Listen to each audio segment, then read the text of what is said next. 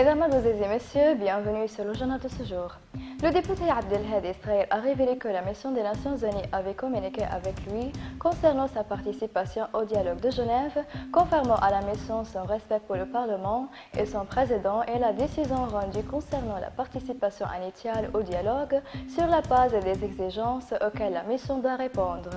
Israël a déclaré que c'était une condition du Parlement de clarifier le nom des 14 personnes que la mission des Nations Unies avait l'intention de choisir, en plus de la nécessité de sélectionner des représentants au sein du dôme du Parlement lors d'une séance publique convoquée par le président du Parlement. Il a ajouté: ne permettront pas à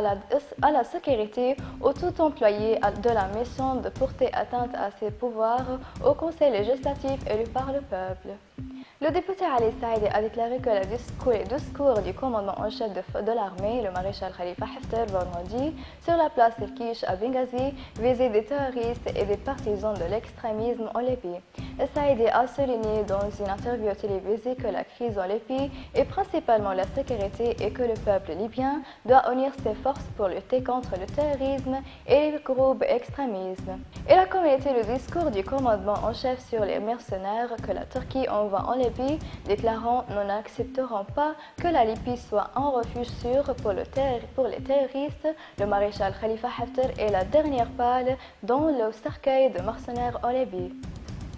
Le commandant en chef des forces armées, le maréchal Khalifa Haftar, a reçu une délégation de dignitaires et de chefs de la tribu de Warfalla, le maire de Beni Walid et des représentants de toutes les composantes sociales de la ville dans son bureau du quartier général du commandement général à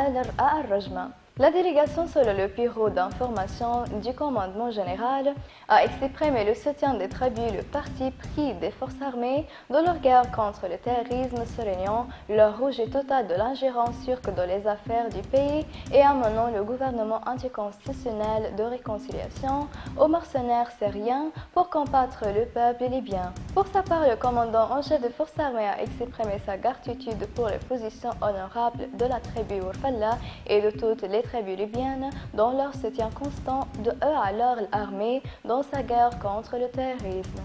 Le commandant du département d'orientation morale, le brigadier Khaled El-Mahjoub, a déclaré que l'armée libyenne respectait l'accord de cessez-le-feu, mais répond à toute violation commise par les milices. El-Mahjoub a clairement indiqué dans les déclarations qu'il fait à Sputnik que les milices ont assisté pour continuer les tirs et ne pas se mettre aux accords de Berlin et que les affrontements se sont poursuivis par l'intermittence de ces derniers jours. Elle a souligné que dans le cas où la communauté internationale ne parviendrait pas à une solution concernant le statut des milices, l'armée n'aurait que des opérations militaires pour les éliminer, déclarant que la présence du milice était ce qui empêchait de la création de l'État et la stabilité du pays. La fin du résumé, mesdames et messieurs, merci pour votre attention et au revoir.